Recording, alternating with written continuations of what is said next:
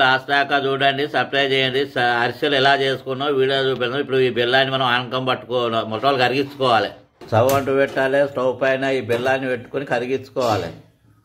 ఇప్పుడు ఈ బెల్లంలో మొట్టవాళ్ళు ఒక 2 గ్లాసులు నీళ్ళు పోసుకోవాలి, ఎందుకంటే బెల్లం కరగాలి కదా. కరిగి ఈ గిలాసుతో 2 గ్లాసుల నీళ్ళు పోసుకొని బెల్లాన్ని కరిగించుకోవాలి. ఇది కిలో బెల్లం కరిగింది. దీన్ని ఇలా వడపోసుకుంటే మంచిది.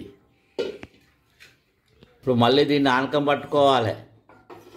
ఆనకం వచ్చేదాకా ఇలా కలుపుతూ ఉండాలి. ఆనకం వచ్చేదాకా ఇలా ఒక గిన్నెలో నీళ్ళు పోసుకొని ఆ నీళ్ళలో ఈ బెల్లాన్ని మనం వేసుకోవాలి. ముద్ద గట్టిగా వస్తే ఆనకం వచ్చినట్టు. ఇప్పుడు ఆనకం వచ్చింది. 2 చెంచాల యాలకుల పొడి, 1 చెంచా నెయ్యి వేసుకోవాలి. ఇలా పిండి పోసుకుంటా కలుపుకోవాలి, ఉండలు కట్టకుండా. ఇలా పిండి పోసుకుంటా మొత్తం కలుపుతూ ఉండాలి. పిండి ఆనకం బట్టి చిన్న ముద్దలు చేసుకోవాలి.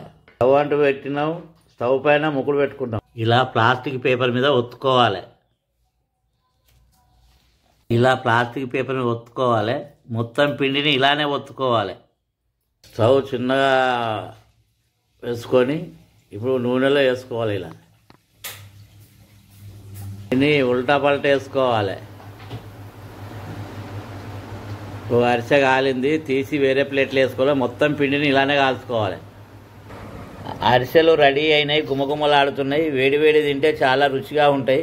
మేము ఈ సంక్రాంతి ఫస్ట్ ముందే అరిసెలు చేసుకున్నాం. ఎప్పుడు కానీ సంక్రాంతికి మనము ఫస్ట్ అప్పాలు చేసుకుంటే స్వీట్ చేసుకోవాలి, అది చాలా మంచిది.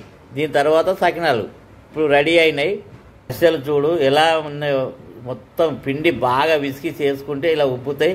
ఇగో ఇట్లా దూదిలాగా ఉన్నాయి అరిసెలు, మొత్తం దూదిలాగానే ఉన్నాయి. చాలా రుచిగా ఉంటాయి. మొత్తం పిండిని ఇలానే చేసుకోవాలి.